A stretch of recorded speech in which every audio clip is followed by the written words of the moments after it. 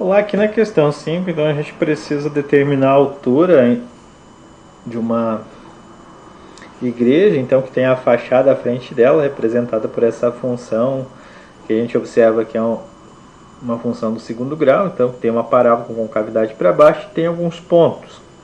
A gente pode fazer algumas análises que é colocar o eixo de coordenadas aonde a gente quer começar o trabalho, né? Então, por exemplo, se eu determino que o meu eixo Y está passando exatamente aqui no início, então eu tenho que fazer essa análise a partir daqui.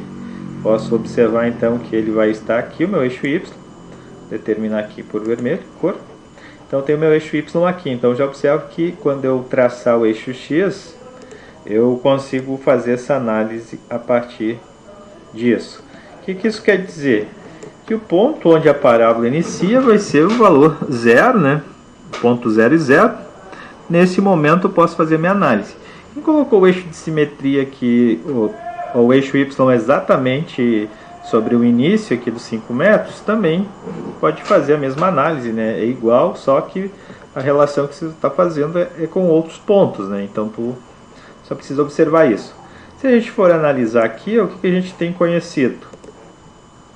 Então, se dessa distância que a gente está aqui destacando vale 5 unidades, então aqui no meio eu observo então que esse valor que está aí, ele vai nos fornecer quem é essa outra raiz, né? Se essa aqui é 0, essa é 0, aqui da distância de 0 até aqui vai ter que ser 5, e esse outro espaço também até o final dela vai ser mais 5, então a gente tem que o outro ponto, a outra raiz, passará aqui no ponto 10 para o x, no valor 10 para o x, ou seja, o ponto 10 e 0.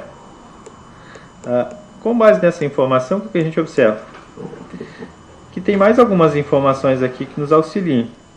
Se a diferença aqui dessa área que está aberta é 4 metros, ou seja, essa linha que está cruzando aqui, ela está passando no 9. Ao passar no 9, ela tem como imagem aqui o 3. Então eu descobri que esse ponto é o 9 para o x e 3 para o y.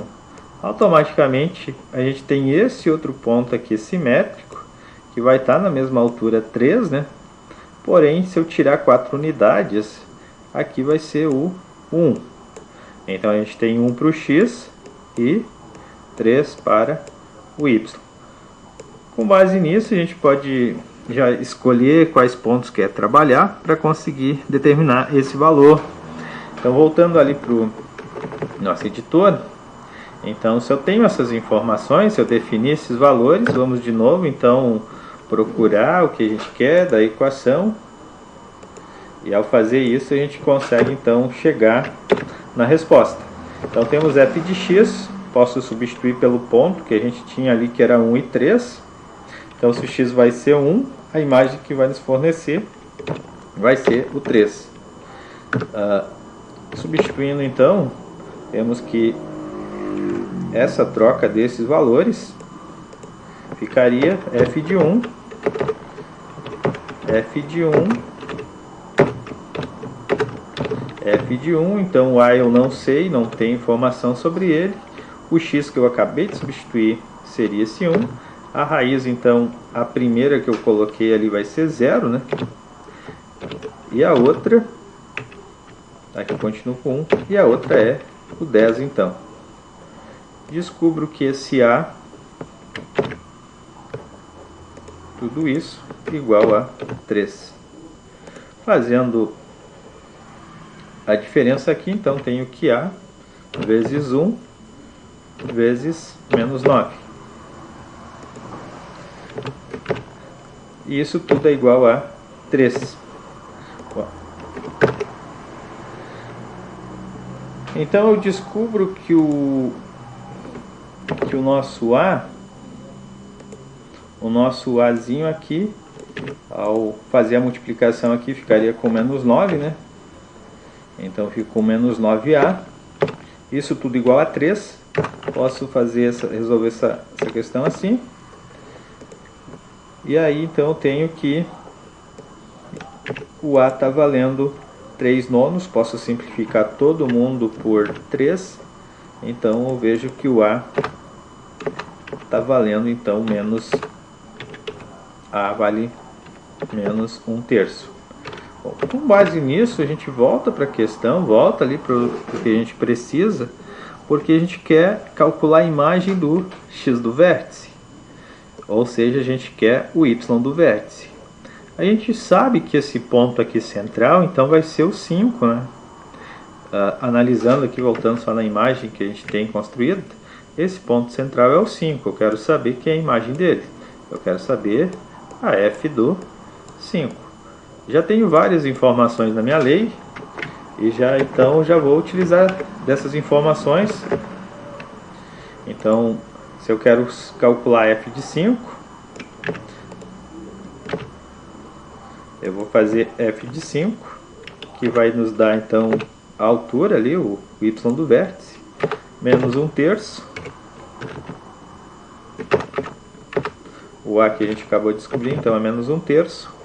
O x, eu acabei, então estou fazendo a troca aqui, eu estou calculando a imagem quando o meu x do domínio é 5, então eu estou trocando esse x por 5. A raiz que a gente tem inicial ali é 0. E temos aqui então 5 menos 10. Ao resolver isso, ficamos com menos 1/3.